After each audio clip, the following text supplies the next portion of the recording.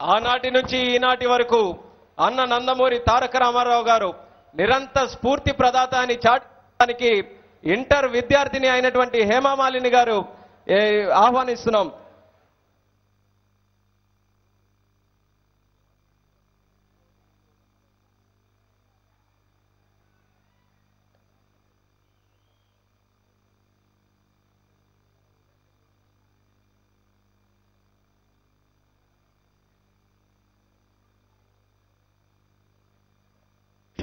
ముందుగా తెలుగు తనానికి నిలువెత్తు కీర్తి, తెలుగు జాతికి నిరంతర స్ఫూర్తి, తెలుగు వారికి అసాధారణ వ్యక్తి అయిన మన అన్న శ్రీ నందమూరి తారక రామారావు గారికి నా హృదయపూర్వక నమస్సుమాంజలి తెలియజేసుకుంటున్నాను.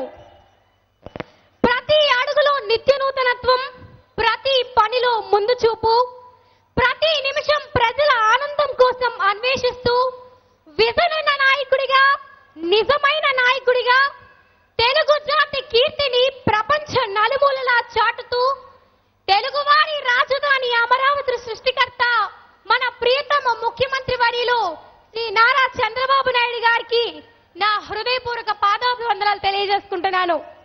అదేవిధంగా ఆర్థిక శాఖ మంత్రివర్యులు యనమల రామకృష్ణ గారికి, పంచాయతీ రాజ్ శాఖ మంత్రివర్యులు అదేవిధంగా ఐటీ శాఖ మార్చులు శ్రీ నారా లోకేష్ బాబు గారికి, మానవ వనరులు మరియు విద్యాశాఖ మంత్రివర్యులు శ్రీ గంటా శ్రీనివాసరావు గారికి, భవనము మరియు రోడ్ల శాఖ మార్చులు చింతకాయల అయ్యన పాత్రుడు గారికి, అదేవిధంగా స్టేజ్ మీద ఉండేటటువంటి ప్రతి ఒక్కరికి పేరు పేరున నా హృదయపూర్వక పాదాభివందనాలు తెలియజేసుకుంటున్నాను. అదేవిధంగా 36 మహానాడు కార్యక్రమానికి విచ్చేసినటువంటి తెలుగుదేశం పార్టీ కార్యకర్తలకు, అక్షరానికి సామాజిక ప్రయోజనం కలిగించేటటువంటి పత్రికా విలేకరులకు నా హృదయపూర్వక నమస్కారాలు తెలియజేసుకుంటున్నాను. మరి 34 మహానాడు కార్యక్రమం సందర్భంగా మన తెలుగుదేశం ప్రభుత్వం పరిపాలనలోకి వచ్చి 3 సంవత్సరాలుగా ప్రజలందరి కోసం ఏ సంక్షేమ పథకాలు కార్యక్రమాలు ప్రవేశపెట్టింది, అది ప్రజలకు ఏ విధంగా ఉపయోగపడుతున్నాయనేది ఒక చిన్న కవిత రూపంలో మీ ముందుంచుతున్నానండి. అమ్మన్నమ్మ ఖర్జూర నాయుడుల గర్భాన జనించి అచంచలమైన ఆత్మస్థైర్యంతో, నిత్య నూతనమైన ఆలోచనలతో వ్యక్తిగత ఉన్నతి కాక సమాజ అభ్యున్నతి కోసం, తన సొంతానికి కాక జన స్వావలంబన కోసం, తమ స్వార్థానికి కాక రాష్ట్ర పురోగతి కోసం అమరావతిని నిర్మించి అలుముకున్న అజ్ఞానపు చీకట్లను తొలగించేందుకు, కనుమరుగవుతున్న ఆంధ్ర రాష్ట్ర పురోగతిని వెలికి తీసేందుకు పట్టుదలతో ప్రగతి పదవిని సాధించినావు. న్యాయ పాలనతో ప్రజాదరణ పొందేవు నీవు.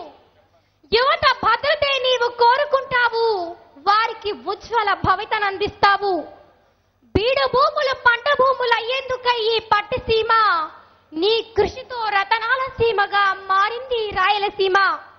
ఆంధ్ర రాష్ట్ర ఆడబిడ్డలకు పసుపు కుంకుమ ప్రోత్సాహం, ఇది నింపింది మహిళలందరిలోనూ ఎంతో ఉత్సాహం. వృద్ధులకు వికలాంగులకు ఎన్టీఆర్ భరోసా అయ్యిందిలే, ఇది ఎంతో మందికి ఆసరా. నేటి బాలలే రేపటి పౌరులంటూ ప్రతిభా పురస్కారాలతో సత్కరించేవు. ప్రజల చిరునవ్వే నీవు కోరుకుంటూ ఉపాధి హామీతో వారికి అభయమిస్తావు. ఆపదలో ఉన్నవారిని ఆదుకుంటావు. చంద్రన్న భీమాతో ఓదార్పునిస్తావు. రైతే రాష్ట్రానికి వెన్నెముకంటూ వారికి నీ సహకారం అందిస్తావు. రైతు లేనిదే లేదు రాజ్యం, రైతు ఆకలి తీర్చడం ఒక్క చంద్రన్నకే సాధ్యం. ప్రత్యేక ప్యాకేజ్ కోసమై నీ ప్రయత్నాలు ఎన్నెన్నో, నిలిచి ఉంటావు ఎప్పటికీ తెలుగు ప్రజల గుండెల్లో. మంత్రి వర్గానికి వేరే ఆదర్శం, మంచితనానికి నిలువెత్తు నిదర్శనం. చంద్రన్న చేసే కార్యక్రమాలు సభ్య సమాజ ప్రగతి కొరకు, నీ కీర్తి నిలిచి ఉంటుంది సూర్య చంద్రులున్నంత వరకు. నిత్య నూతనమైన అమరావతిని నిర్మించడమే నీ లక్ష్యం. సర్వాంగ సుందరంగా దాన్ని తీర్చిదిద్దడం నీకు మాత్రమే సాధ్యం. కావాలి ఎన్నటికీ మాకు చంద్రన్న నాయకత్వం, నిలిచి ఉంటాము ఎప్పటికీ తన వెంటే ప్రతినిత్యం. చంద్రన్న పాలనే కోరుకుంటాము, చంద్రన్న బాటలో పయనిస్తాము. నిన్ను కన్నందుకు గర్వపడుతుంది తెలుగు జాతి నువ్వు ఉన్నందుకు. అవునండి, హర్షద్వారాలతో మీరు తెలియజేయాలి చంద్రబాబు నాయుడు గారికి. అజరామరమైన అమరావతిని అద్భుతంగా సృష్టించిన అజేయుడు ఆ దేవేంద్రుడైతే ఆంధ్ర రాష్ట్ర రాజధాని అమరావతిని ఆకర్షణీయంగా రూపుదిద్దిన విజయుడు ఈ చంద్రుడే. మరి అటువంటి మన చంద్రబాబు నాయుడు గారు రాష్ట్ర విభజన జరిగిన తర్వాత 16,000 కోట్ల లో బడ్జెట్ లో మన రాష్ట్ర బాధ్యతలు స్వీకరించిన విషయం మనందరికీ తెలిసిన విషయమే. మరి లో బడ్జెట్ లో ఉన్న రాష్ట్రానికి ప్రత్యేక హోదా తీసుకుని వచ్చి అమరావతిని నిర్మించి రాష్ట్రాన్ని అభివృద్ధి చేయాలని మన చంద్రబాబు నాయుడు గారు అహర్నిశలు శ్రమించిన విషయం మనందరికీ తెలుసు. మరి కేంద్ర ప్రభుత్వ నాయకులు ఒక రాష్ట్రానికి ప్రత్యేక హోదా ఇస్తే మిగిలిన రాష్ట్రాలకు కూడా ఇవ్వాల్సి వస్తుంది అనేటటువంటి ఒక ఆలోచనతో వారు వెనకంజ వేశారు.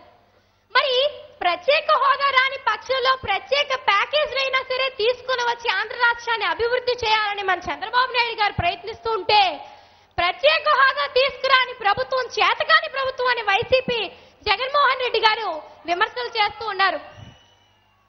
మరి 10 సంవత్సరాల నాయకత్వంలో ఉండి కూడా జగన్మోహన్ రెడ్డి గారు కానీ రాజశేఖర రెడ్డి గారు కానీ సొంత గడ్డ అయినటువంటి పట్టసీమ ప్రాజెక్ట్ ని ఎందుకు చేయలేదని నేను సభాముఖంగా ప్రశ్నిస్తున్నాను.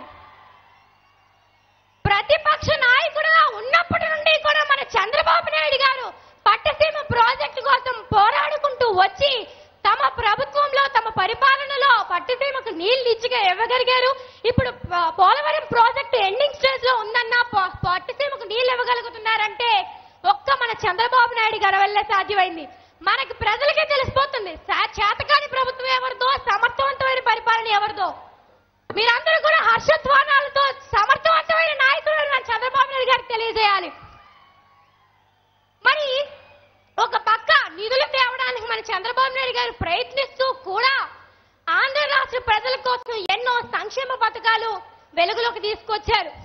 ఉదాహరణకి మా తుమ్మపాల గ్రామంలోనే ఒక నిరుపేద కుటుంబం ఉందండి. 3 పిల్లలతో తల్లిదండ్రుల ఆత్మీయత లేక అత్తమామల ఆదరణ లేక 3 పిల్లలతో ఆ కుటుంబాన్ని పోషించుకుంటూ వచ్చాడు. ప్రమాదవశాత్తు ఆ కుటుంబ సభ్యులు కోల్పోవాల్సి వచ్చింది. మరి ఆ 3 పిల్లలతో నేను ఎలా బతకాలి, ఈ 3 పిల్లల్ని నేను ఎలా పెంచి పోషించాలి అనేటటువంటి ఆమె బోరుని ఏడ్చింది. అందరూ కూడా అయ్యో అనేవారే గాని ఆదరించే దిక్కులేదు. మరి అలాంటి సందర్భంలో చంద్రన్న స్థాపించినటువంటి చంద్రన్న బీమా ఆమెని ఆదరించింది, హక్కును చేర్చుకుంది. ఆ 3 పిల్లలు కూడా ప్రభుత్వం ప్రవేశపెట్టినటువంటి స్కాలర్షిప్లతో విద్యాభ్యాసం కూడా 3 పిల్లలు కూడా చదువుకుంటున్నారు చక్కగా. ఆ చంద్రన్న బీమాతో వచ్చినటువంటి 5 లక్షలతో ఇప్పుడు ఆమె ఉపాధిని పొంది ఆమె కాళ్ళ మీద ఆమె నిలబడింది. అదే విధంగా ప్రతి ఒక్కరికి కూడా ప్రతి కుటుంబాన్ని కూడా ఆదుకుంటున్న ప్రభుత్వం ఎవరిదండి? మన తెలుగుదేశం ప్రభుత్వం, మన చంద్రబాబు నాయుడు గారు. అవునా కాదా? ప్రతి టీడీపీ కుటుంబ సభ్యుడు కూడా అది ఆమోదించవలసిన విషయం. అవునా కాదండి? మరి ఇదే విధంగా మరి ఇలాంటి మనం ప్రతి విషయంలో కూడా మనకి అండగా ఉన్నటువంటి ప్రభుత్వాన్ని రానున్న రోజుల్లో కూడా మనకి ఈ ప్రభుత్వానికి పట్టం కట్టి ఈ టీడీపీ ప్రభుత్వ నీడలో మనం హాయిగా ఉండాలని మనస్ఫూర్తిగా కోరుకుంటూ సెలవు తీసుకుంటున్నాను సార్. నా జీవితంలో ఎన్ని సంవత్సరాలైన మహానాడులో కూడా నాకు ఇదే అవకాశం కల్పిస్తారని మనస్ఫూర్తిగా కోరుకుంటున్నాను సార్. నేను నా జీవితాంతం కూడా నా ఫ్యూచర్ లో కూడా భవిష్యత్తులో టీడీపీ పార్టీకి నేను కూడా నా వంతు కృషి నేను చేసి అభివృద్ధికి నేను కూడా దోహదపడగలనని మీకు ఎప్పుడూ విశ్వాసపాత్రులుగా ఉంటానని నేను సభాముఖంగా తెలియజేసుకుంటున్నాను సార్. మీకు ఒక చిన్న విజ్ఞప్తి సార్. నాకు టీడీపీ ప్రభుత్వం అన్నా టీడీపీ నాయకులన్నా ఎనలేని అభిమానం పెరగడానికి ముఖ్య కారకులు మన విద్యాశాఖ మంత్రివర్యులు శ్రీ గంటా శ్రీనివాసరావు గారు, అదేవిధంగా పరుచూరి భాస్కరరావు గారు, మా నియోజకవర్గ సభ్యులు పీలా గోవింద్ సత్యనారాయణ గారు సార్. ఈ 3 నాయకత్వం నేను ప్రజల్లోకి వెళ్ళడం నేరుగా నేను చూశాను కాబట్టి ఆహా టీడీపీ నాయకులు అంటే ప్రజల కోసం పనిచేసే నాయకులు అన్నమాట అనేది నాకు అర్థమైంది సార్. నేను మరి నా జీవితాంతం కూడా మీకు ఎప్పుడు విశ్వాసపాత్రులుగా ఉంటానని కూడా సభాముఖంగా తెలియజేసుకుంటున్నాను సార్. నాకు ఎంత మంచి వేదిక మీద అవకాశం ఇచ్చినటువంటి మీకు. ఇప్పుడు ఏం చదువుతున్నావమ్మా? ఇప్పుడు ఇంటర్మీడియట్ సెకండ్ ఇయర్ చదువుతున్నాను సార్. ఓకే అమ్మా, గుడ్. చూడండి అయ్యా, మీరందరూ నేర్చుకోవాలి. ఇంటర్మీడియట్ సెకండ్ ఇయర్ ఎంత కమిట్మెంట్ ఉందో చూశారు, ఎంత పర్ఫెక్షన్ ఉందో చూశారు. ఆ చిరంజీవిని అమ్మాయిని మనస్ఫూర్తిగా అందరూ కూడా అభినందించాలి. గట్టిగా చప్పట్లు కొట్టి మనస్ఫూర్తిగా ఆశీర్వదించండి, అభినందించండి. థ్యాంక్ యూ అమ్మా. నువ్వు ఎప్పుడు పనిచేయాలన్నా మీకు తెలుగుదేశం పార్టీ సొంత ఇల్లు.